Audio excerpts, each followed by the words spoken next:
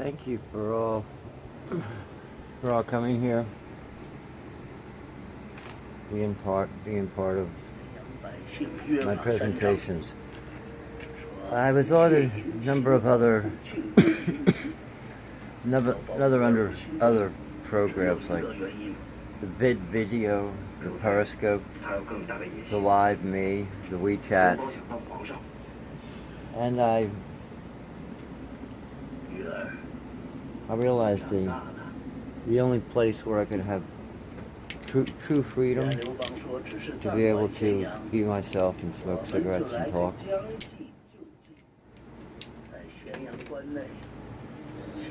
is here on YouTube, because you're allowed to smoke cigarettes on YouTube. You're just not allowed to have profanity of that nature. And I can understand that. Cigarettes, if you do proper exercise, they do not hurt you that much, and I'm a prime example. I've only been smoking for about 2.5 years. That's it. And then I work out here. It's nice to be able to smoke a cigarette and work out at the same time. I like to do that. What I'm here to talk to you about today is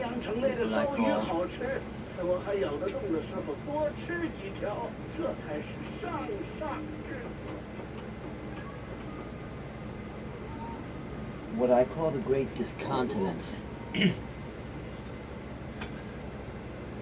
lot of you may know or may not know that I have been studying yoga since I was a very young age. I was blessed to have a neighbor that was a man from Bombay, India. And he was a doctor, and he had learned the Ayurvedic system of India, and at the same time he learned our Western system of medicine. And he found that by knowing both of those, it gave him an added advantage.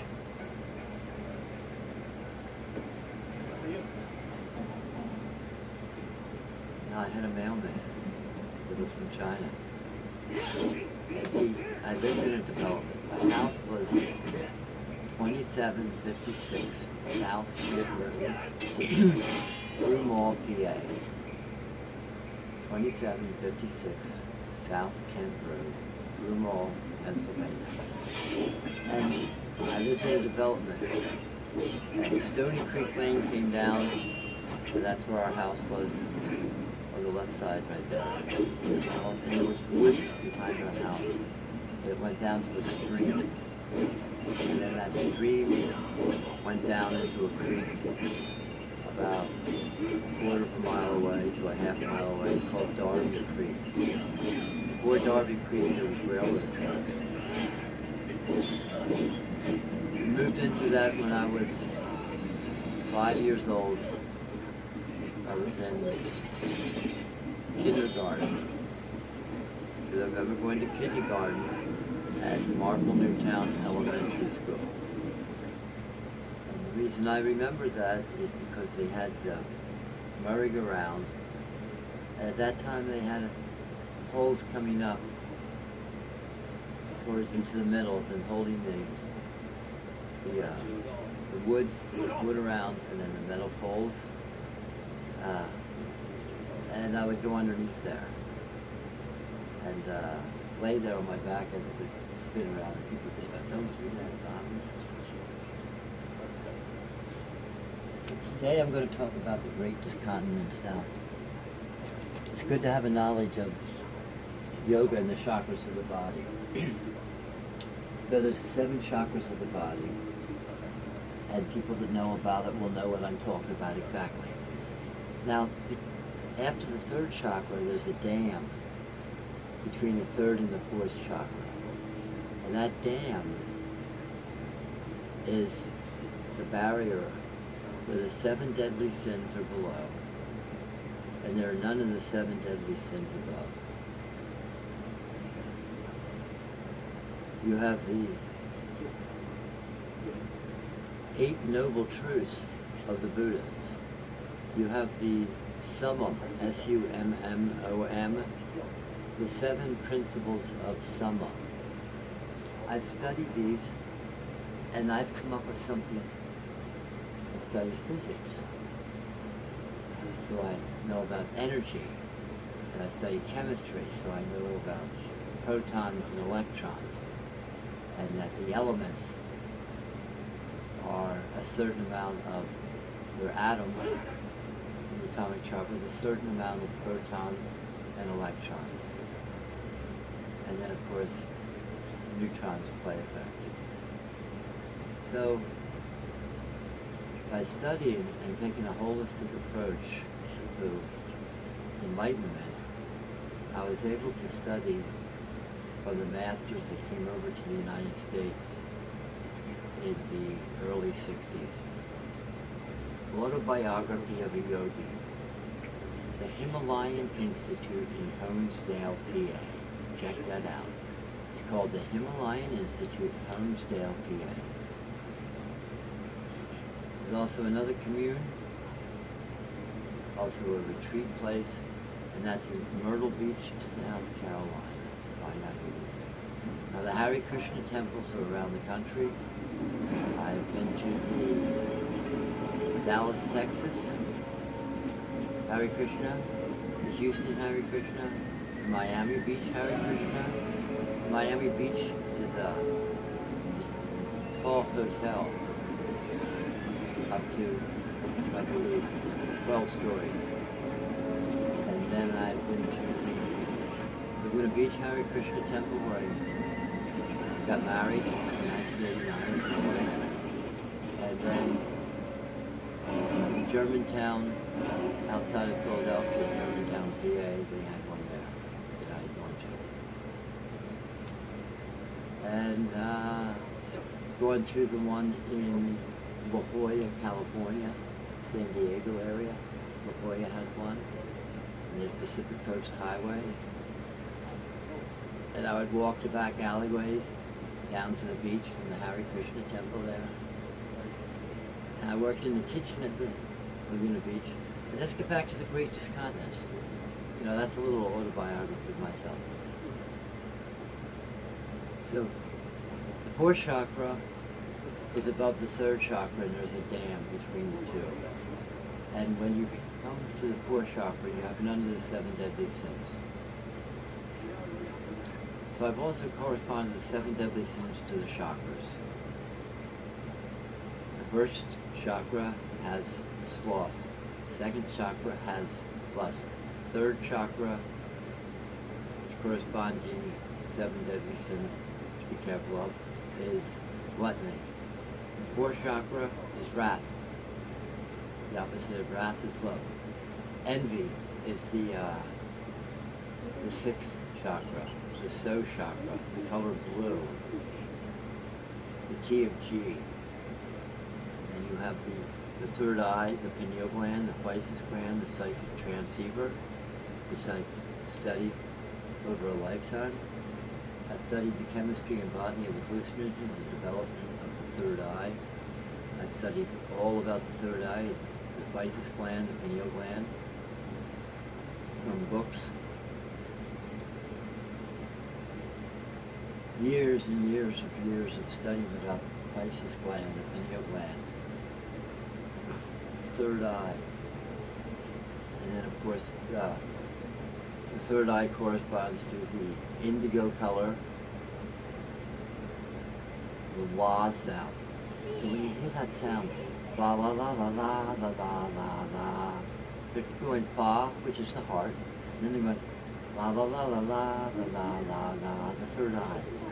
And they don't even know if they're chanting that.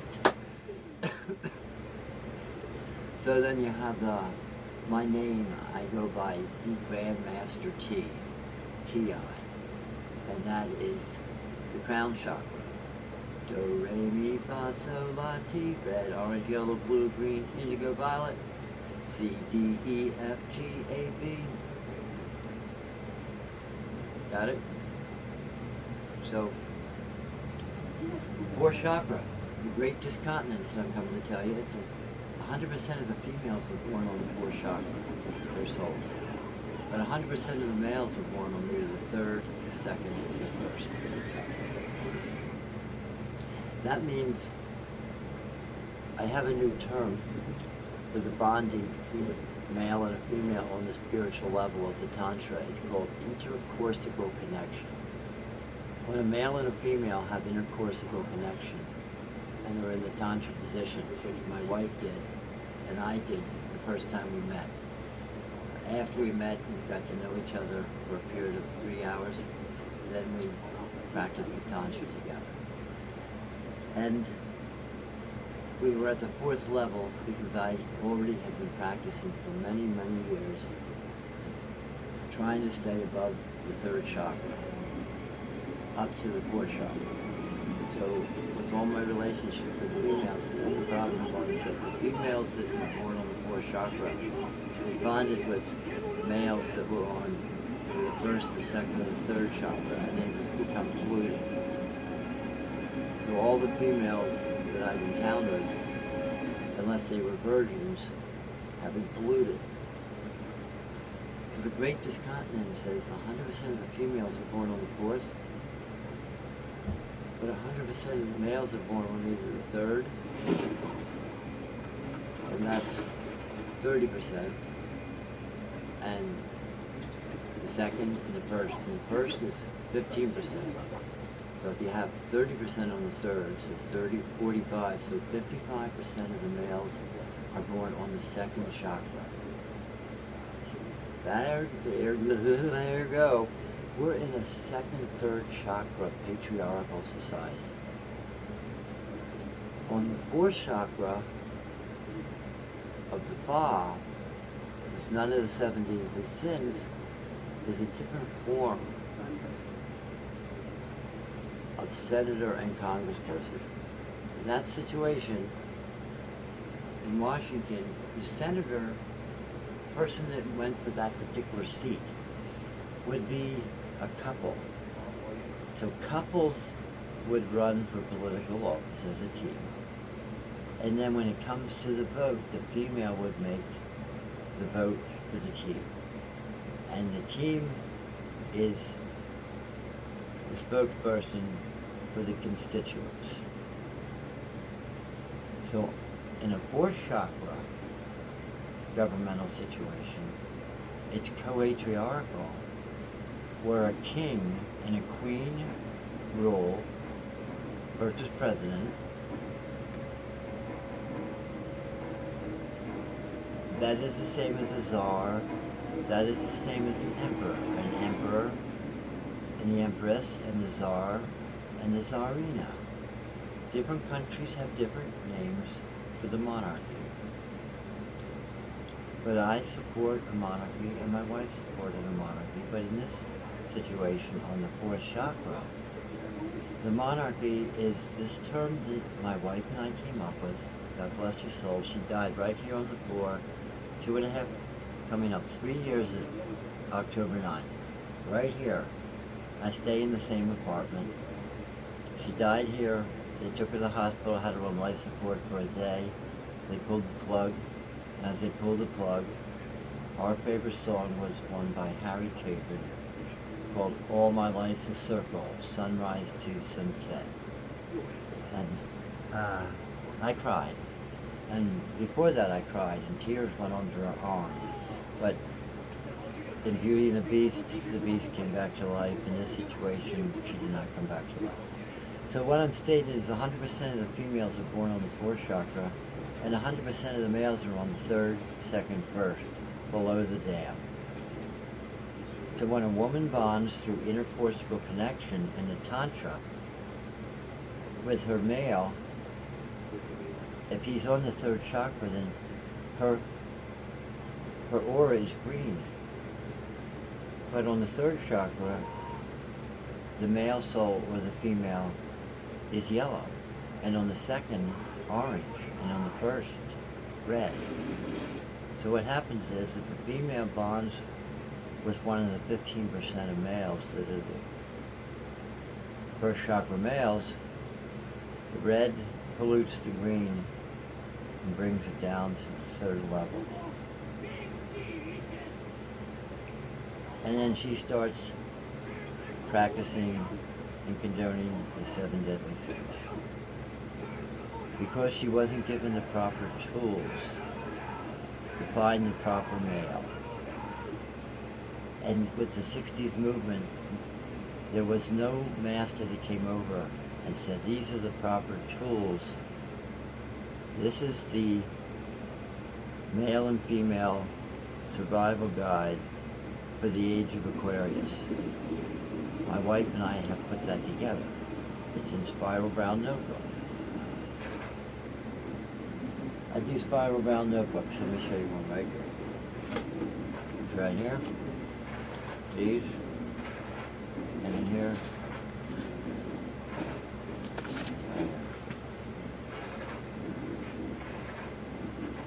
I write my information that I need.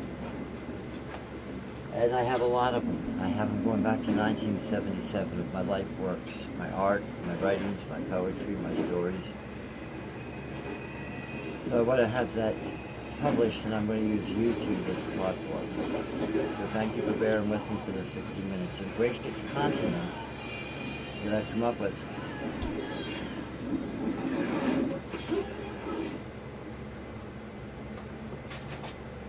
Is that 100% of the females are born on the 4th chakra, and 100% of the males are born below the dam on the 3rd, the 2nd, and the 1st. And I'm going to tell you the composition of the male and the female in scientific terms has never been given out in history except by myself on Gellergod, Gellargod on YouTube. You go to Gellergod on YouTube, and you scroll down until you see a picture of me, and you'll see 2 presentations. But I'm going to tell you, in scientific terms, Western terms, the composition of the male and the female soul. You've heard the term yin and yang. I'm stating that the yin and the yang are the creators, the super souls, that live outside our universe, and they're a living entity, and they're neither male nor female. They're a combination of a male and a female soul, but now a new entity, and they're made of 50% protons and 50% electrons. So that's the merging, the paradigm shift of merging the science and the religion. Throughout human history, nobody has given you the proton, the atomic structure of the soul. They say it's not on the periodic chart.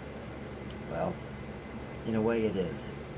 The soul is a composition of the male soul, 80% protons, 20% electrons. The female soul is 80% electrons, 20% protons. A proton is roughly 2,300 times more dense than an electron. Basic physics. So what I've done is I've put the bridge together between religion that says there's a soul and science that says, okay, what's it made of? So I'm stating now that the male soul is 80% protons, 20% electrons, and the female soul is 80% electrons and roughly 20% electrons, 20% protons. 80% electrons, 20% protons. Here's the yin-yang symbol. That was one of my first. Inside the white, you see a piece of black, a speck. I'd say that's roughly 20%. Maybe it's only 15%. Those numbers can change. So it's 15%, then it's 85%. 85% electrons and 15% protons. 85% protons for the male and 15% electrons for the male. So there it is. There's the paradigm shift right now. Now at the same time, dark matter. We're going to get down to that. What is dark matter composed of? Throughout history, you go to YouTube right now. I'm on YouTube, and I'm the only one stating and telling you what dark matter is. Dark matter is an atom with just a neutron in it. That's it. I call it the foundational building block because that's pre-hydrogen. That's what's stimulated, and that's stimulated, and then it gives off the dark energy, a one-time event, and then it takes on protons and electrons to make the other elements on the periodic chart. So all the elements on the periodic chart come from dark matter. Dark matter is the key, the foundational building block that all the elements are built upon. So And I'm stating that in the beginning, our universe was just filled with dark matter. Atoms was just a neutron. The whole universe. And it's shaped like an amoeba for expanding and contracting. Why? I will tell you why. The outer field wall membrane of our universe, they will say that maybe the universe doesn't have an outer shell of some sort. I'm stating it's a field wall membrane, and it's made of 50% protons and 50% electrons. If the super souls, these yin-yang beings, are 50% protons and 50% electrons, totaling 100% between the two of them. Or it could be 51% protons, 49 electrons, or it could be 51% electrons and 49 protons. I'm not positive on that. But I'm basically stating is that there's a separate living entity called a supersoul. These supersouls created multiple amoeba-like universes as, for some reason, and then the supersouls come in and they split apart. When they split apart, they create a bang. That bang stimulates the dark matter. The atom is just a neutron. It stimulates that in creating dark energy. What happens depending on the magnitude of the bang, which means that if 10,000 super souls come in at once, that area that's just filled with dark matter, those neutrons of dark matter get stimulated by the dark energy, by the splitting apart, the explosion of that, of the super soul into two separate living entities. One is a male and one is a female. The male is made of 80% electrons, 20% protons roughly. 85% protons, 15% electrons. The female is composed of 85% electrons, 15% protons roughly. So there you have it. I put in scientific terms of the atomic numbers, in the atomic chart, that the protons and electrons in our universe were not here in the beginning. All there was just atoms with a neutron that are atoms called dark matter. I also call it ether, and I also call it element 0 on the periodic chart. So I'm giving you a new element on the periodic chart. It's called element 0. I call it ether, right across the bottom. And all it is composed of is just one neutron. Then that's in its separate spot towards the middle. And then that's called, there's a box for it, and it's called ether. And it's 0. Hydrogen is the 1. So what happens is this dark matter, I call it the foundational building block, the lubricant of the universe, that's dark matter is stimulated by the splitting apart of the male and the female soul, the super soul. The super soul splits apart into two separate living entities. The super soul is a living entity. It's neither male nor female. It's both. It's a living entity. And it's 100% protons, 150% protons and 50% electrons.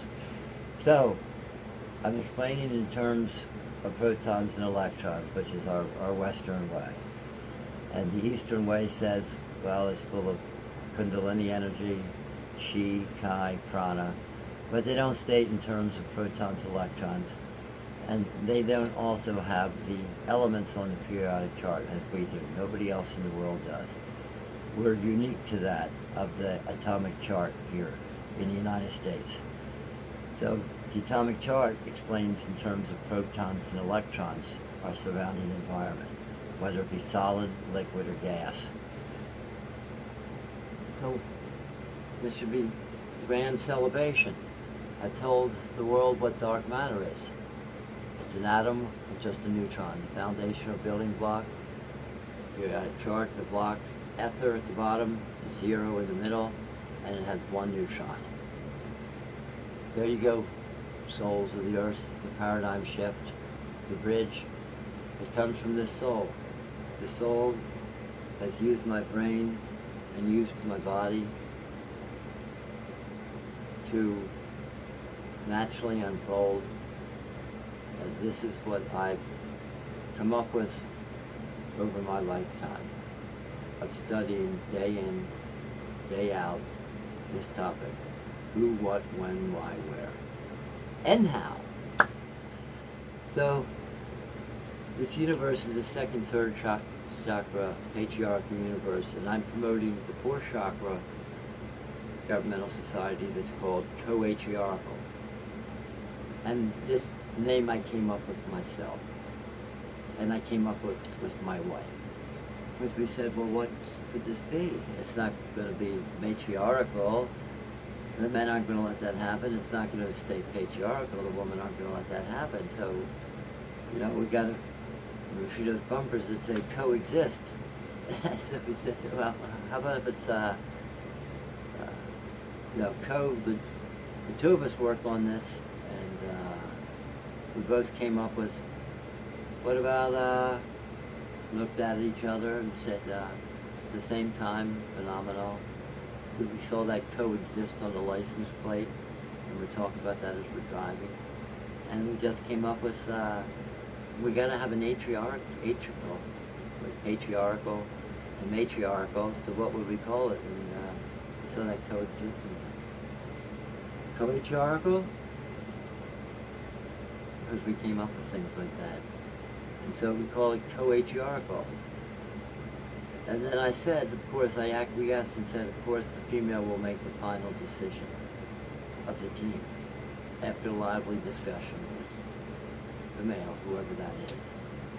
So in Senate, my wife and I were going to propose the spring. She died in October. We were going to propose a day in Congress that women would bring a chair, one of those chairs that folds up, fold up, and they would sit next to their husband, and they would talk to their husband about the vote and get to know what the husband is working on. And then for that one day, all the legislation that is being voted on, the female will push the button, she'll talk to her husband, and you know, comes to conclusion, he goes, yeah, okay. And then she'll push the button for that particular vote. What do you think about that idea? Okay, I'm going to go off for right now to the great continent. Is 100% of the females are born on the fourth, and you have 15% of the males on the first, and you have 30 on the third, 45, and you have 55 in the middle on the second chakra. And the rapture is that this universe is going to be shut down if we don't get up to the fourth chakra within the next number of thousand years. So that there's none of the 7 deadly sins. And no males are born on the first, second, or third chakra. They're all born on the fourth chakra. Then the males, the protons, and the electrons will be green, and they'll correspond to the green of the females' electrons and protons. So there you have it. Science and religion, Western meets East. Thank you very much. And there's so much more to come.